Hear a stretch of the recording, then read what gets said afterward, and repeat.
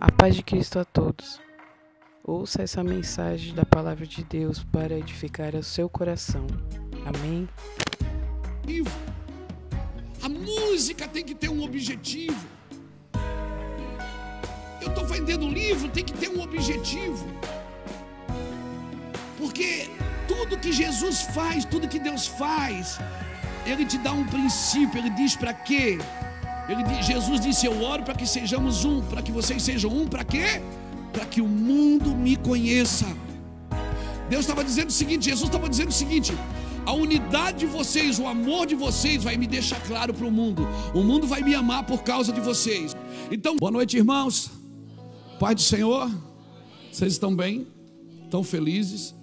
Então olha para o irmão que está do seu lado, faz uma cara de crente feliz, que vai morar no céu, vai atrair o céu até a terra, que vai viver na eternidade. Aleluia, que vai viver com Deus na eternidade. Diga para o irmão assim, a minha oração, diga para ele, a minha oração, que você não consiga, mas que você não consiga mesmo, nunca mais se livrar dessa noite. Nunca mais você vai se recuperar dessa noite. Diga para ele, nunca mais. Não, mas você tem que falar para ele, não é para mim. Eu já não estou recuperado faz tempo, irmão. Fala para ele assim: eu quero declarar que você nunca mais vai se recuperar dessa reunião, porque Deus vai virar uma chave dentro de você, e você vai amá-lo como nunca, e você vai tratá-lo como prioridade. Ele se tornará o seu amor maior. Aleluia! Estende a mão para cá, me abençoa. Obrigado, Jesus, por estar aqui conosco. Obrigado pela tua presença. Obrigado pela tua santidade. Obrigado por nos permitir falar em nome do Senhor. Nós te adoramos, nós bendizemos o teu nome. Nós reconhecemos que tu és o único Deus dos céus e da terra. Tu és o Deus de todos os lugares. Tu és o Deus de tudo e de todos. Não há outro Deus além de ti. Nós declaramos que essa noite nós vamos ser afetados pela tua unção. Nós vamos ser afetados pela tua glória. Sim, Deus, nós vamos ser ministrados pelo teu amor. Aleluia! Nós vamos ser ministrados pelo teu amor, Senhor. Aleluia! Aleluia! Não há ferrolhos, nem portas que se fechem diante da tua voz. Não há doença, nem culpa que fiquem de pé diante de nós. E a tempestade se acalma na voz daquele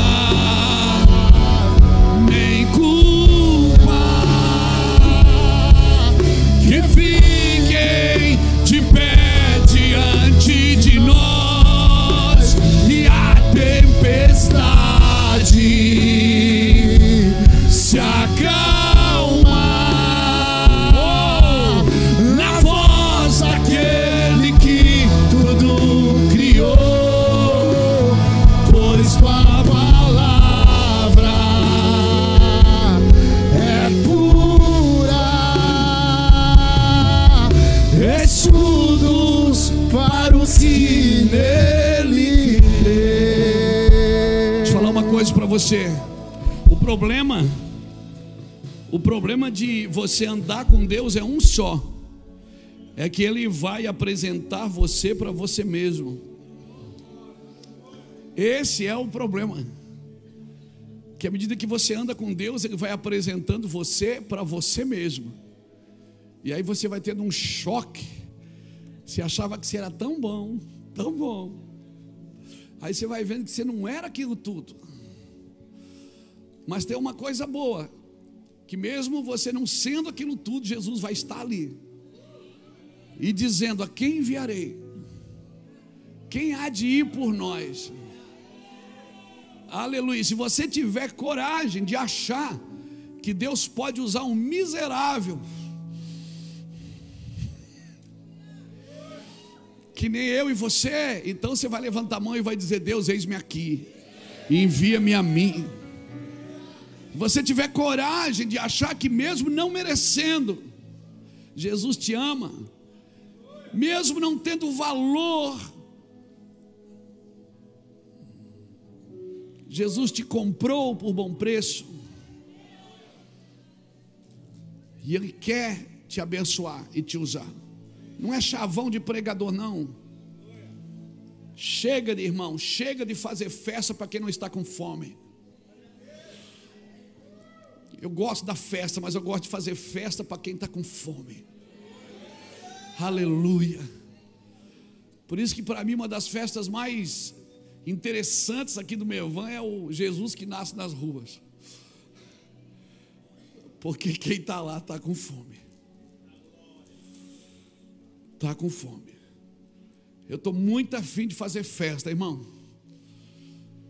Mas eu quero fazer festa, eu quero gastar meus dias para quem está com fome da sua presença, fome da sua glória, fome daquilo que o Senhor é, desejo de estar com Ele. Aleluia. Chega de festa para quem não tem fome, amém, irmãos? Estou com uma palavra no meu coração. Eu vou dizer, uma das coisas boas que Deus mexeu aqui hoje foi que eu vim com uma palavra. Irmão, eu fico com uma raiva disso. A gente passa a tarde inteira escrevendo uma coisa, quando chega aqui o Senhor diz: não há ferrolho, nem portas. Esses meninos, em vez de cantar voz da verdade, só quem já esteve em casa de recuperação sabe o que voz da verdade significa, irmão. Aquilo que parecia impossível, os galhos secos de uma árvore. Esse não é do voz da verdade, mas está valendo. Só quem trabalha com casa de recuperação sabe o que eu estou dizendo, irmãos. Cara, quando você não tem mais nenhuma animação, não tem nenhuma imagem para você se apoiar, o Espírito Santo vem e te abençoa. Por isso eu quero declarar na sua vida. Levanta a sua mão assim. Eu estou profético hoje, viu, irmão? Se prepara. Eu quero declarar sobre a sua vida a coragem de Josué. Eu quero declarar a estratégia que Deus deu a Davi e vai dar para você. A força de Sansão, mas uma força íntegra. Eu quero declarar a humildade de Jesus sobre você. E o amor de Jesus. A violência nas palavras de João Batista. A perícia de Eliseu. A sabedoria de Salomão e a destreza de Jeú. Eu quero declarar sobre a sua vida. Que o Espírito Santo da profecia, ele impulsione você a alcançar altos níveis de Deus. Eu quero declarar isso sobre a sua vida. E não se assuste, porque os montes e os vales andam sempre juntos. Ora você está no monte, ora você está no vale, e faz parte. Tem dia que está tudo bem, daqui a pouco fica tudo ruim. E tem dia que está tudo ruim, daqui a pouco fica tudo bem. Você precisa saber quem você é em Deus. E hoje eu queria falar para você. Se eu fosse botar um tema nessa mensagem, eu chamava assim: a cura da fé. Da sua fé.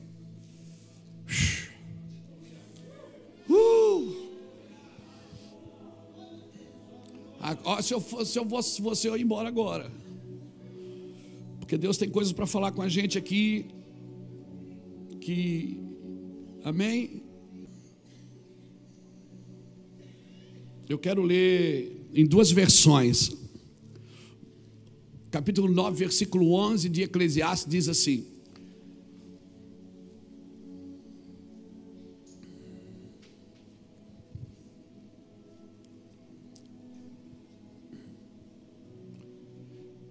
Vi algo mais debaixo do sol,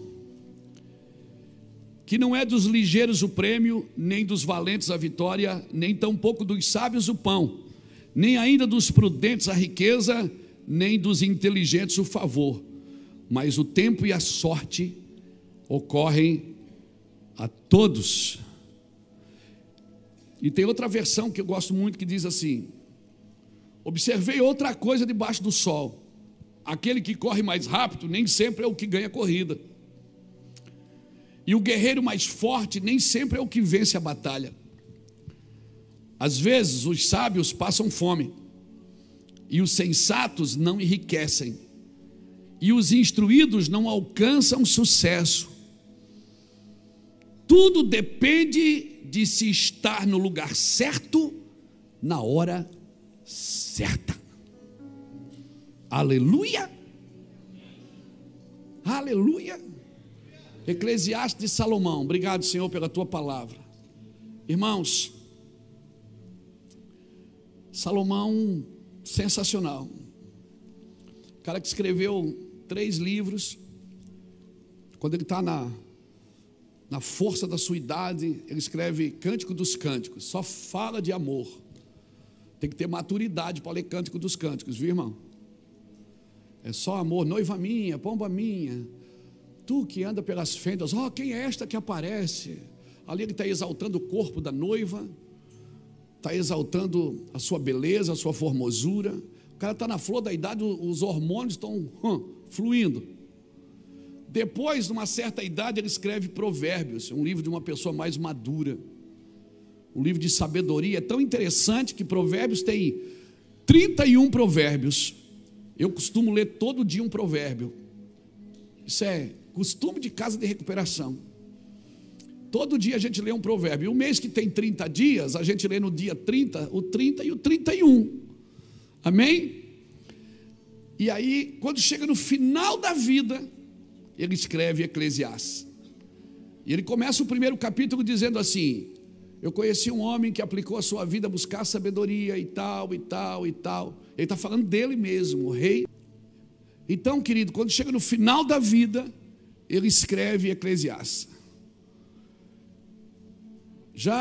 E ele diz uma coisa, sabe de uma coisa? É tudo vaidade.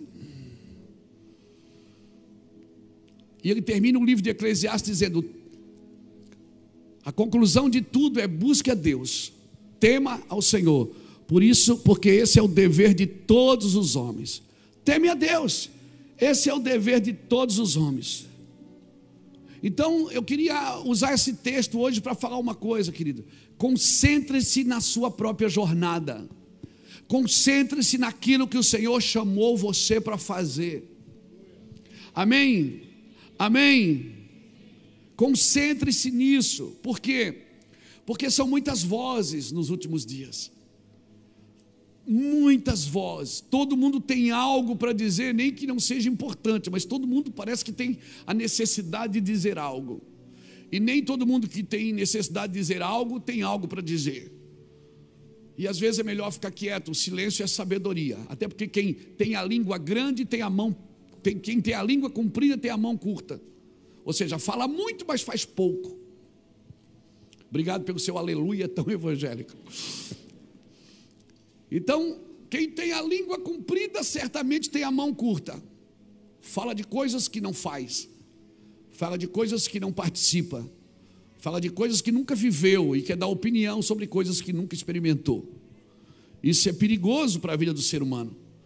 Então, aprenda isso, irmãos. Concentre-se na sua jornada. Amém? Você vai se decepcionar muito no caminho. Você vai passar muita luta no caminho. Tem crente aqui que passa luta? Ih, meu filho, tem muita gente que você ensinou a nadar e vai querer te afogar depois. Fica tranquilo. Mas vai. E pode? Pode. Por quê? Porque Deus deixa. Para quê? Para treinar você. Para preparar você em amor. E quanto mais você for assolado, mais você vai ter que se despertar em amor. Amém, irmãos? Amém? Amar o João é fácil porque deita a cabeça no seu peito. Amar o Judas é difícil. Falei do Judas, você lembrou de alguém agora, não lembrou? Mas isso passa. Então faz isso, meu irmão. E isso é assim mesmo. Às vezes a gente ouve uma música, Beto. A gente põe lá uma música no 3 em 1. Ninguém tem mais 3 em 1, né, irmão? A gente põe uma música lá no som e ouve a música, mas nem prestou atenção, mas está ouvindo a música, gostou da baladinha. Mas o dia mal, o dia que você está mal, você além de ouvir a música, você presta atenção na letra. Presta atenção na letra, porque parece que a letra entrou dentro de você, e você fica, pô, mas eu já ouvi essa música tantas vezes, e ela não falou comigo como está falando hoje. Por quê? Porque, irmãos, é assim, tem dia na Bíblia que você lê como lê, é a minha teoria, acordar de manhã, ler provérbios, é a minha teoria, mas tem dia que aquele negócio entra dentro de você, e tira você de certos lugares que você entrou, e você fica pensando, cara, eu já estou lendo esse negócio há 28 anos, mas parece que tem um dia que é o dia D, né? Aquele dia assim. Então, meu filho, descansa o seu coração, seja tranquilo, seja paciente, porque não é dos ligeiros o prêmio, nem dos valentes a vitória, nem tampouco dos sábios o pão, nem dos prudentes a riqueza, e nem dos inteligentes o favor. A geração dos meus pais, a geração dos meus avós, ninguém passou na vida deles para destravar eles não acordavam 5 horas da manhã para tomar banho gelado. Eles não foram, é verdade, eles não fizeram nada. Meu avô acordava para ir para a feira, criou seus filhos, seus mais de 10 filhos, ainda teve tempo para impulsionar os seus netos a servir a Deus. Nós vamos criando coisa no caminho para impulsionar, porque eu vou te dar uma palavra que vai te ativar, vai te destravar. Tem tanta gente querendo destravar a gente na internet, que dá até medo da gente ser destravado. A gente destrava daqui, já cai na outra trava ali. É tanto site querendo destravar você, todo mundo tem uma palavra, faça essas 7 coisas que você vai prosperar. Meus avós não fizeram aquelas 7 coisas, e eles prosperaram. Nossos pais não fizeram aquelas 20 coisas que era para fazer, e eles prosperaram. Nós vivíamos com prego no pé, com piolho na cabeça. Quem já pegou piolho aqui? Levanta a mão. E aquela desgraçada, aquela lata do Neucid, tlac, tlac, tlac, tlac. É ou não é? Quem já viveu isso na vida? Ninguém nunca morreu com Neucid, irmão. Depois enrolava a fronha na cabeça, lembra? Os piolhos parece que iriam entrar dentro da cabeça da gente. É ou não é? Enfiava um prego no pé, a mãe botava uma cebola roxa para puxar o tétano. Dor de cabeça, que comprimido analgésico o quê? Põe batata, descasca. E a batata às vezes eu via ela no outro dia. Batata que curou dor de cabeça, não vai curar dor no estômago? Vai ou não vai? Então, meu irmão, deixa eu te falar uma coisa. A gente foi criando muita coisa, a gente foi enfiando muita coisa no Evangelho, a gente foi botando muitos métodos, muitas teologias, muitas falácias, muitas estratégias. Mas eu quero dizer que se você voltar lá na origem, o Evangelho ainda é o poder de Deus para a salvação. O Evangelho ainda é o poder de Deus para a salvação, e por isso eu não me envergonho do Evangelho. E se Deus precisar de alguma autoajuda, então Ele não é Deus. Ele é Deus. E deixa claro que nem sempre é os que estão preparados que vencem. Ele abençoa quem Ele quer, aonde Ele quer, como Ele quer. Você precisa estar no lugar certo, na hora certa, porque Ele é Deus. Aleluia. Ah, meu Deus. Mas por favor, preste atenção na profecia. Irmãos, todas as vezes, sempre que não julgamos os que os profetas disseram, o resultado foi cativeiro. Sempre que a gente não julgou o que os profetas disseram, O resultado foi quedas de muro, cidades destruídas. A Bíblia é profética, irmão, ela não é patética, a Bíblia é profética. E tudo na Bíblia está anunciando e apontando para um lugar e para uma pessoa, para a pessoa de Jesus. Então, como disse o Natan quando estava fazendo a oferta aqui, Deus quer me abençoar, Deus quer me prosperar, e Deus não tem problema nenhum de eu ter dinheiro, de eu ser conhecido. Deus não tem esse problema, desde que isso tenha um propósito que vai edificar. Amém, irmãos? Então, por favor, preste atenção nas profecias. Leia, estude, se prepare. Não existe varinha de condão, não existe plano B de Deus para a sua vida. O que existe é um plano A. E quando eu saio do plano A, o que acontece? Deus cria planos adicionais com o único objetivo de te trazer de volta para o plano original. Deus tem um plano original, amém? E eu acredito que nós temos alguns anos para construir algo que não vai dar resultado agora. Evangelho é isso. Nem sempre o que você está construindo vai dar resultado na sua geração. Talvez o que você está fazendo agora nas nações, indo levar comida, abençoando pessoas, plantando igrejas, talvez não é a minha geração que vai colher, a geração dos seus filhos que vão colher isso. Talvez eu estou aqui porque eu fui profetizado um dia. Eu não estou aqui porque eu sou o melhor, não. Eu fui profetizado e por isso eu estou vivendo a profecia que alguém declarou, meus avós declararam, minha família declarou. Então eu acredito que nós temos alguns anos para construir algo que não dará resultado agora. Nós estamos construindo juntos, mas os blocos são separados. E não tem problema nenhum os blocos ser separados, desde que eu entenda isso. Irmãos, não é do ligeiro prêmio, então para de correr. Desacelera. Quem acelera demais vai ter que frear muito. A vida é uma simetria de equilíbrios. Todos os excessos são perigosos. Excesso de religiosidade é perigoso, assim como o excesso de pecado. Tem pessoas que elas não são pecadoras, mas elas são tão religiosas que elas matam as suas gerações. Não é dos ligeiros o prêmio, nem dos valentes a vitória. Sossega, irmão. Tem gente que entra no carro para dirigir e endemônia na hora. O enxu do trânsito pega ele. O cara é uma benção, ele pegou atrás do volante e já era. Meu irmão, seja paciente no trânsito para não ser paciente no hospital. É, pastor, é. Ainda se tivesse aqui, ela ia dizer, é verdade, apontando para mim assim. Mas ela não está aqui, então eu aproveito, aleluia. Então, nós temos que entender como que nós vamos gerar o que estamos gerando.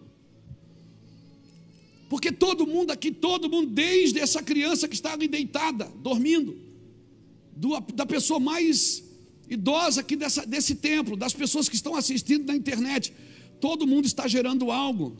Deus não botou na terra você só para fazer peso, você não é a matéria só para fazer peso. Não. Deus colocou algo em você, tem um gene em você que vai dar continuidade. Agora você decide, irmãos. Sabe, às vezes eu vejo uma mulher grávida, eu fico pensando, como que essa criança vai nascer, de parto normal ou de cesárea? Por quê? O parto normal, ele gera dor na hora, a mulher grita e se acaba. Mas daqui a pouco, no outro dia, sai ela e a criança do hospital, ela sai andando do hospital com a criança no colo. A cesárea, ela não sente dor nenhuma. Mas depois você precisa de alguém para cuidar da mãe e do filho. Então, às vezes, nós queremos evitar a dor do momento. A gente quer gerar, mas quer evitar a dor do momento. Não, eu até ganho, mas só se eu não sentir dor. O problema é que você fica doente depois que gera. Pegou isso no seu espírito? Aí depois que nasce o ministério, nasce a carreira, nasce a empresa, aí você não suporta, porque na hora que era para sentir dor, você não sentiu. Então a cesárea, irmão, ela diminui a dor do parto. mas no outro dia tem 2 doentes em casa. A criança que está ainda de cuidados e a mãe que está de resguardo, que não consegue levantar da cama.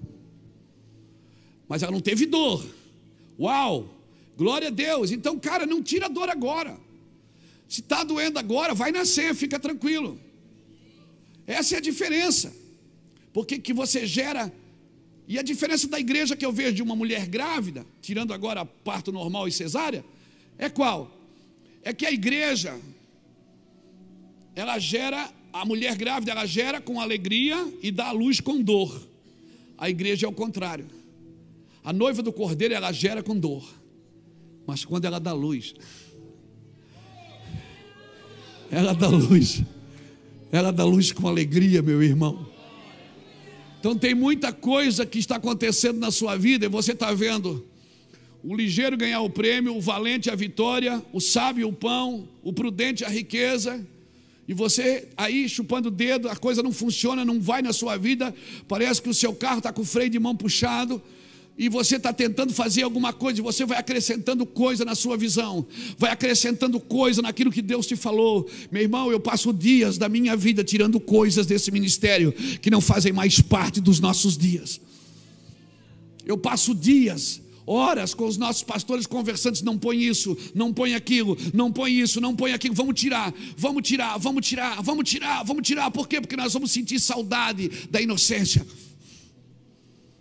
Está todo mundo num frenesi acelerado para prosperar, aleluia. Eu já estive em reuniões de irmãos, eles não congregam aqui, mas são irmãos queridos do Brasil, se reuniram, pastor, nós somos empresários, vem mentorear a gente. Por que você não faz um valor aí, pastor, 50 mil reais por mês, se eu mentoria a gente, eu arrumo 20 empresários para você mentorear. Eu fiz a conta na hora, né, irmão? Eu fiz a conta na hora, Saulo, porque a minha cabeça é muito boa. 50 vezes 2 dá 1.000, tiro o dízimo, sobra 900. Rapaz, 900 por ano, 5 anos. Oh, meu Deus do céu. Não, irmãos, eu não sou um mentor, eu sou um pastor. Eu fui chamado para pastorear pessoas. Eu acho o trabalho de mentoria importantíssimo, mas para o empresário que está lá na empresa, para alguém que vai lá mentorear ele na sua empresa, nos seus negócios, ensiná-lo a ganhar dinheiro. O meu trabalho não é ensiná-lo a ganhar dinheiro, é cuidar do casamento dele, é ensinar, só cria seu filho assim, faz assim, sabe, é a pessoa, o meu trabalho é com o CPF, não é com o CNPJ. O trabalho do pastor é o CPF, irmão. É o indivíduo, é a vida que está por ali. Porque tem pessoas que só celebram a posição e o dinheiro, mas não celebram a vida que está ali dentro. Tem uma vida ali dentro, meu irmão. Sabe, tem uma vida ali dentro. Tem gente que celebra o que eu prego, mas não celebra a minha vida. Tem uma vida aqui dentro.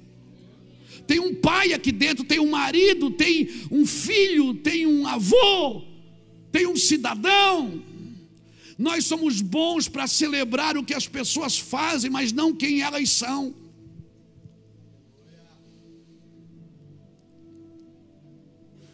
Por que você celebra os ligeiros? Porque você acha que é deles o prêmio.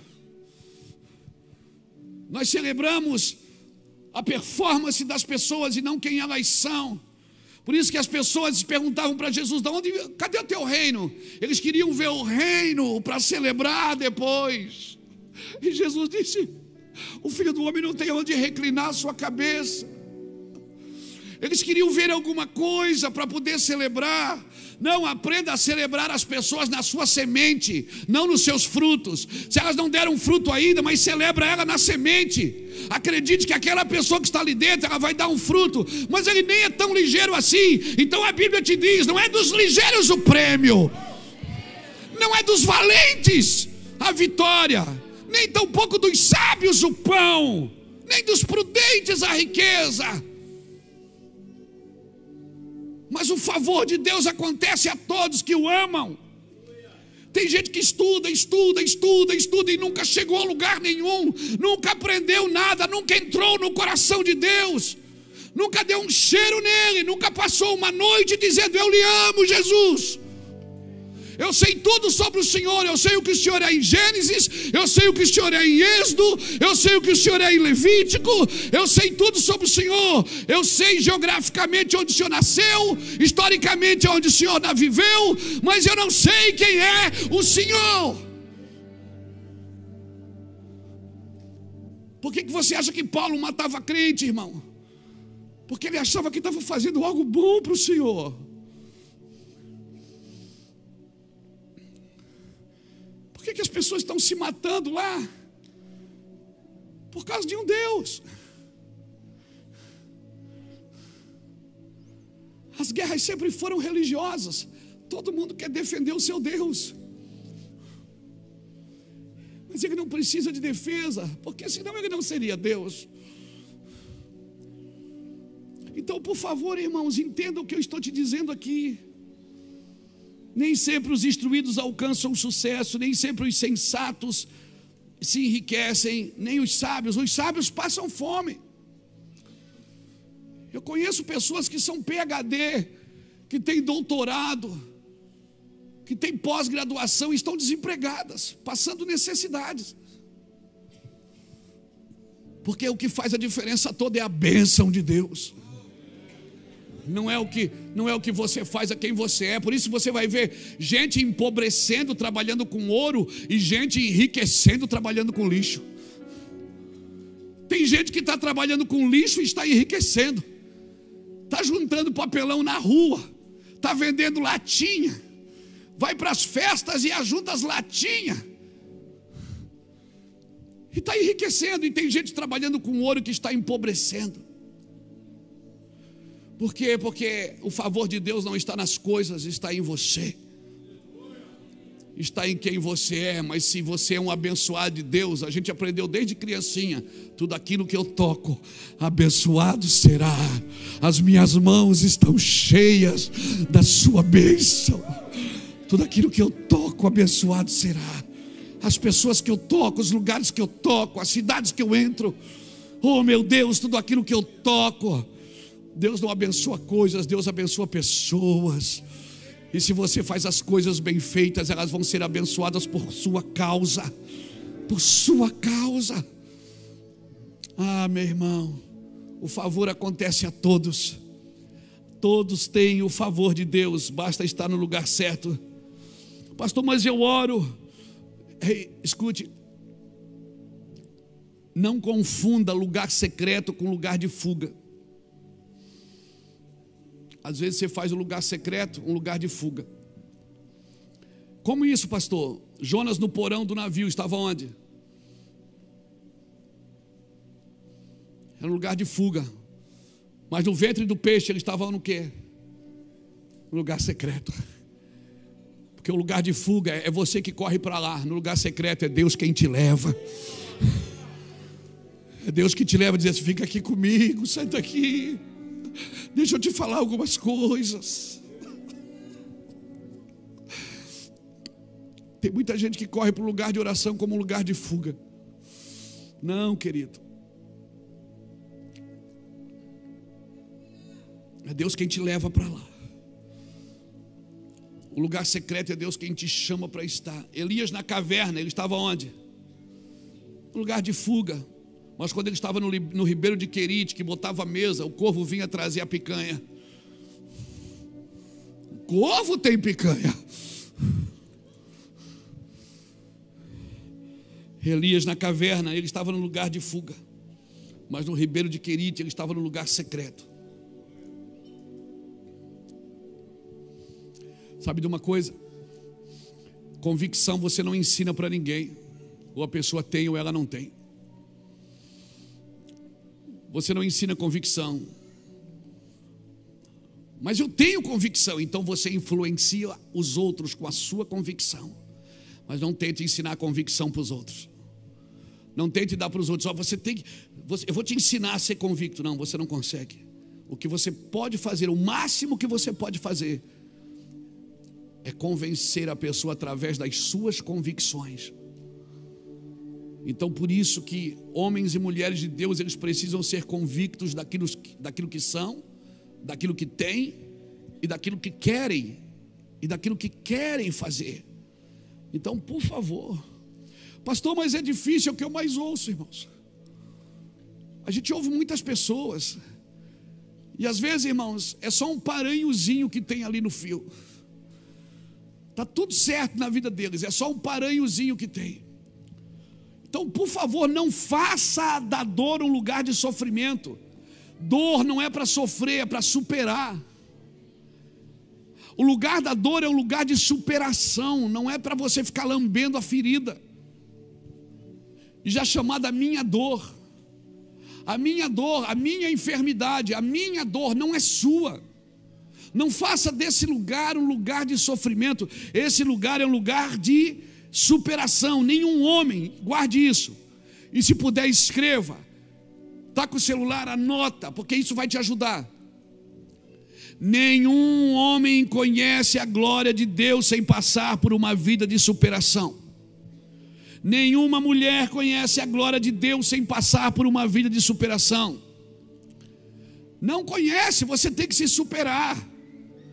Mas os meus filhos, eles têm que ver você brigando.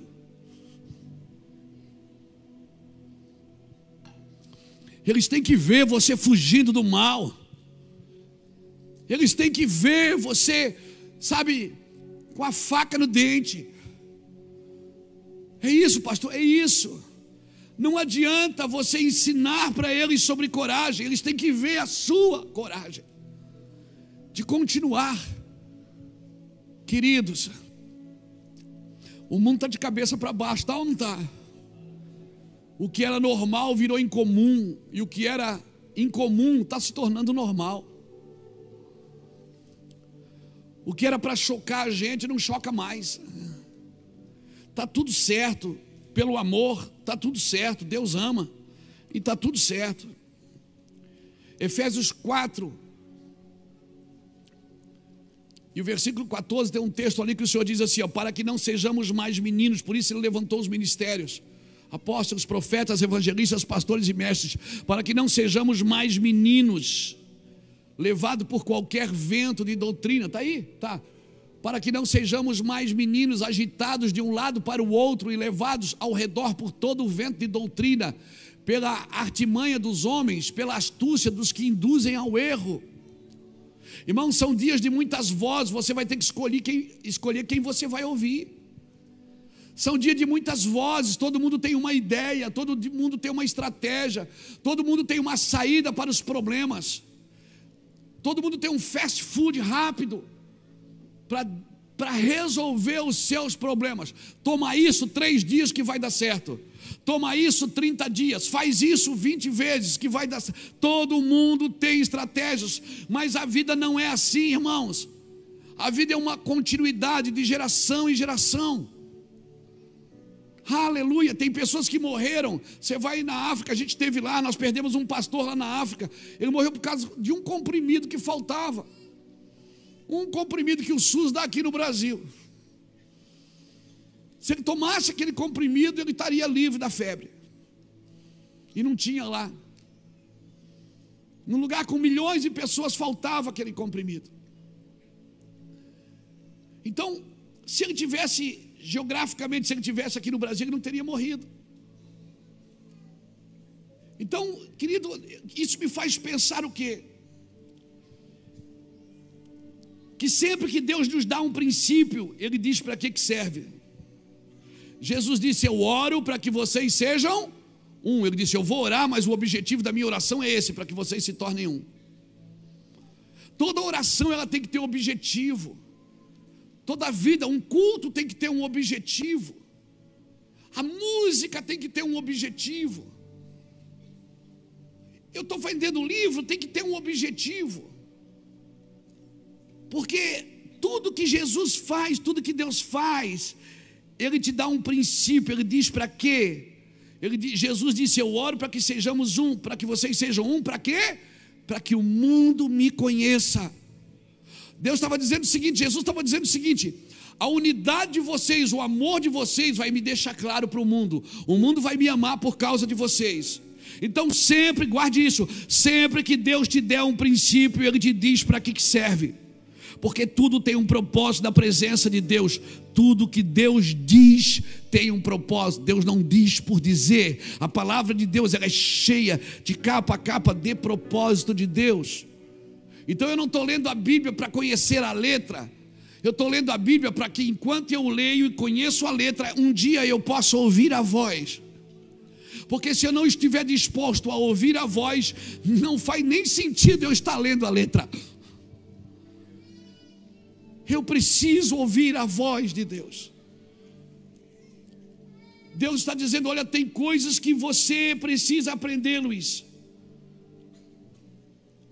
Tem coisas que eu te chamo para você entender. Para entender isso eu preciso dessa chave. Nós precisamos dessa chave, ouvir a voz de Deus, viver em unidade de fé. Nós precisamos recuperar a verdadeira fé. Cutuca alguém que está do seu lado e diz, nós precisamos recuperar a verdadeira fé. Porque tem fé falsa, tem fé falsa. Se ele busca os verdadeiros adoradores, é porque tem falsos adoradores. E para isso nós precisamos retornar ao pai da fé. Quem é o pai da fé? Abraão. Hoje nós temos fé fantasiosa, nós temos fé de menino, fé mística. Nós temos que voltar às colunas da fé, as colunas que sustentavam a fé de Abraão. Abraão não ia no culto, não lia a Bíblia, ele não ia ouvir um pastor, mas quando Deus falava, ele tinha fé. Quando Deus falava, ele tinha fé. Ele não estava todas as semanas numa reunião, ele não ia no culto da fé, no culto da vitória, ele não ia. Nós temos que voltar às colunas da fé. Abraão tinha tanta, mas tanta certeza e tanta convicção, que ele se tornou o pai da fé. E se você ler Hebreus capítulo 11, versículo 1, você vai ver que fé é a certeza, é a convicção, a certeza do que se espera e a convicção do que há de acontecer. Eu tenho certeza do que eu estou esperando, e eu tenho convicção daquilo que eu estou esperando vai acontecer. Eu vou repetir: certeza e convicção. Eu tenho certeza daquilo que estou esperando, e a minha convicção é que aquilo que eu estou esperando vai acontecer. A fé verdadeira, irmãos, ela é alimentada de uma informação prévia. Qual é a certeza da informação prévia que Abraão tinha? Vai para uma terra. Vai para uma terra. Sai e vai. Ele não disse sai daqui e vai para lá. Ele não deu o destino. Ele disse sai de uma terra e eu te mostrarei. Ou seja, enquanto ele não saiu, não aconteceu. Porque os sinais seguem os que creem. E para o sinal seguir, você tem que se movimentar em fé. Mas eu não sou ligeiro, mas você não precisa ser ligeiro, nem muito sábio. Mas eu estudei pouco, você não precisa ser muito instruído. O que é que eu preciso ter? Ter fé. Eu não estou dizendo que a sabedoria não é importante, eu não estou dizendo que a inteligência não é importante, eu não estou dizendo que a perspicácia, que a expertise, que a rapidez, que a velocidade não é importante. Eu estou dizendo que ela não substitui um homem de fé. É isso que eu estou dizendo. Então eu não vou estudar mais, vou sair da faculdade, vou vir para a igreja porque eu quero ter fé. Não. Você precisa ter certeza que aquilo que você está estudando vai acontecer na sua vida. Eu estou dizendo que uma coisa não substitui a outra. Você precisa ter fé para comprar e vender. Você precisa ter fé para abrir uma empresa. Você precisa ter fé para casar. Casamento, todo mundo deu aleluia. Meu irmão, você precisa casar mesmo para ter fé. Aleluia. Abraão, qual era a verdadeira fé que era alimentada em Abraão? Qual era a informação prévia que Abraão tinha? Gálatas capítulo 3, versículo 8. Tendo as escrituras previsto que Deus salvaria também os gentios, pré-anunciou o evangelho a Abraão, dizendo: em ti serão benditas todas as famílias da terra. Sabe o que é pré-anunciou? Ele falou primeiro para Abraão o plano dele antes de Jesus, antes de Davi, antes de Moisés, antes de todo mundo. Ele disse: Abraão, vai sentar e vai acontecer isso, até Jesus, até chegar na igreja do Mevan, até chegar lá nas pessoas que vão estar lá, até chegar depois da nossa geração, até chegar nos nossos filhos. Ele pré-anunciou o evangelho a Abraão, dizendo: em ti serão benditas todas as famílias da terra.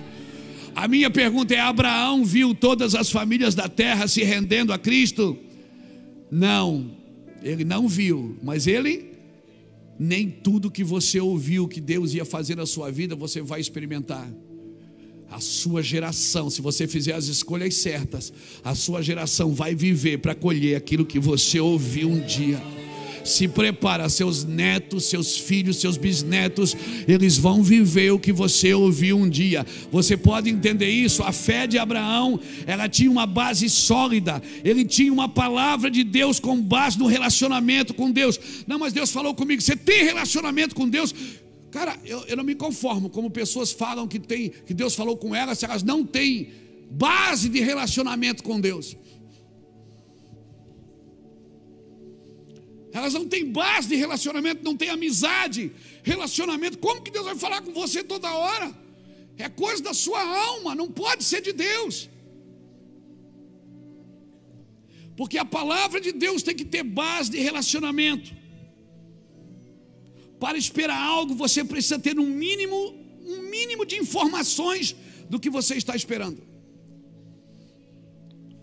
Por isso que quando Jesus chegou em Jerusalém, que curou aquele cego, e depois no final do capítulo 9 de João, ele abraçou aquele cego se prostrou diante dele, e ele disse: eu vim para aqueles que veem se tornem cegos, e aqueles que não veem passam a ver. Aí tinha os fariseus que disseram: você está chamando a gente de cego? Nós somos filhos de Abraão. Aí ele disse: se vocês fossem cegos não tinha um problema, eu poderia curá-los. O problema é que vocês pensam que veem. O problema não é ser cego, é pensar que vê. Porque é muito melhor tirar uma pessoa da mentira do que uma meia verdade. Por isso que é muito mais fácil tirar uma pessoa do pecado do que da idolatria. É muito mais fácil tirar uma pessoa do pecado do que da idolatria, do que da religião. Por quê? Porque ele faz tudo certo a partir dele, não a partir de Deus. Ele paga todas as suas penitências, faz tudo certinho, tudo arrumadinho, tudo bonitinho, faz o currículo, está tudo em ordem, está zerado o cronômetro.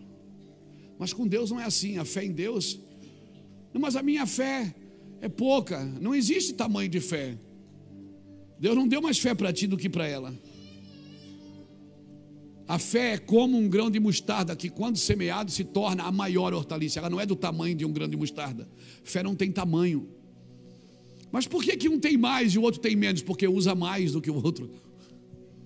Ele prefere acreditar em Deus primeiro antes de ouvir qualquer pessoa, antes de fazer qualquer negócio. Ele vai com Deus, passa um tempo e diz: Senhor, eu vim aqui no secreto para te perguntar: o que eu faço?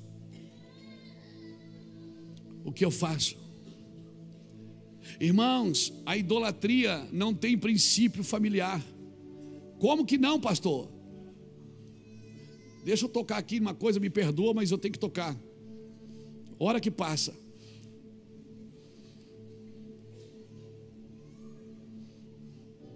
Os sacerdotes da idolatria não têm família.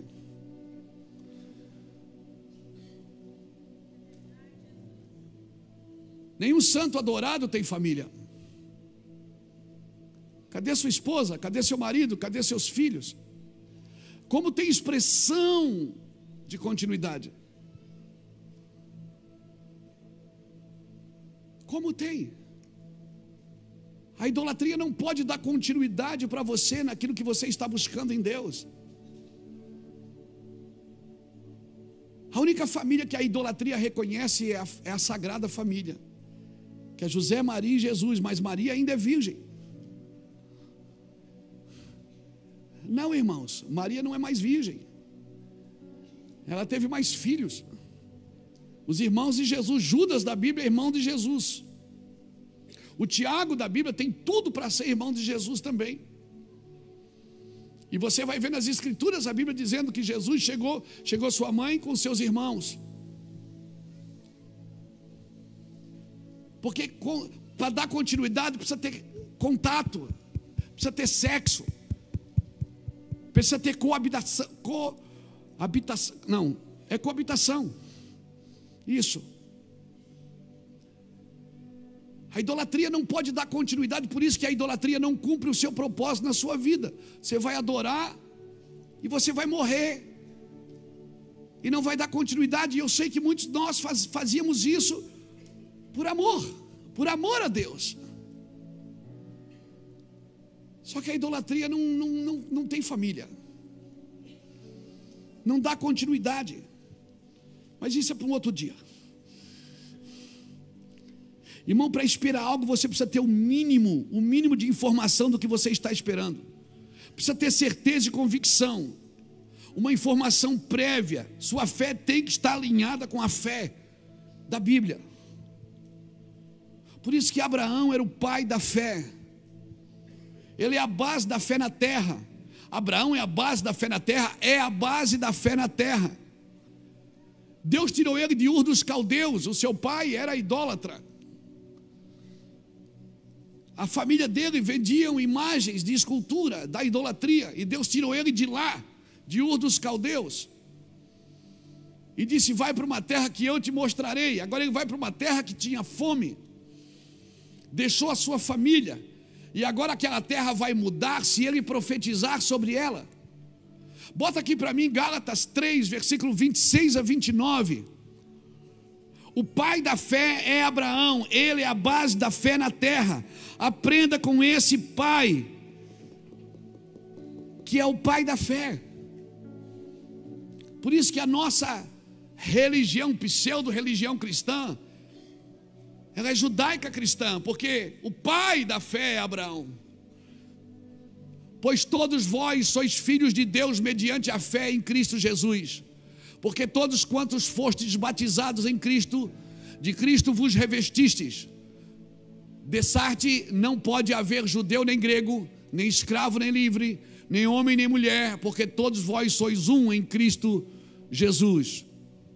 E se sois de Cristo, também sois descendentes de Abraão e herdeiro com ele da mesma promessa.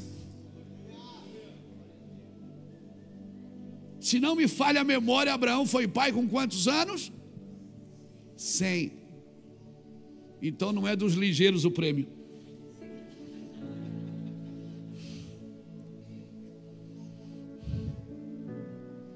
Você viu que Deus vem quebrando performance desde a construção do mundo.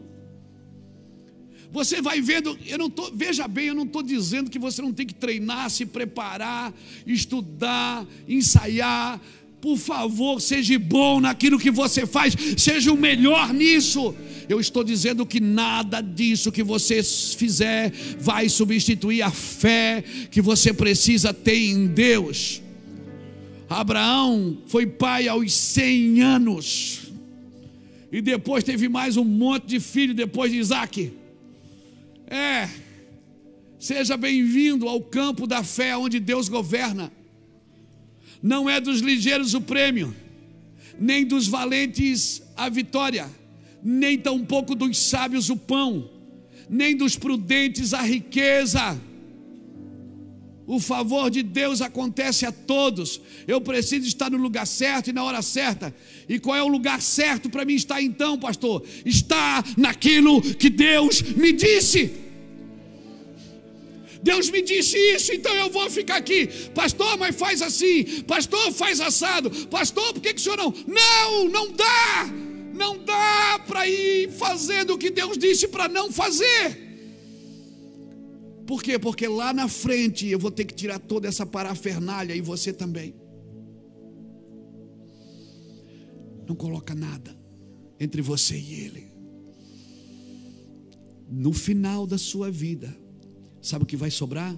Só você e Ele. Naquele dia que Ele tirar o teu fôlego de vida, só vai sobrar você e Ele. Você pode ter dinheiro a dar com o pau, você pode ser ligeiro, sábio, inteligente. O dia que Ele tirar o fôlego de vida, vai ser só você e Ele.